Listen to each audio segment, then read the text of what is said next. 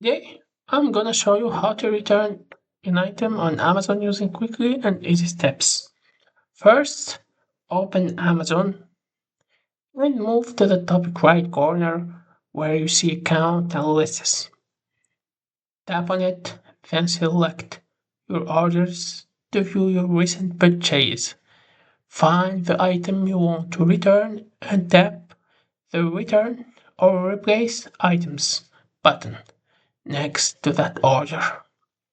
After that, choose the reason for your return, such as damaged item, wrong product, or no longer needed.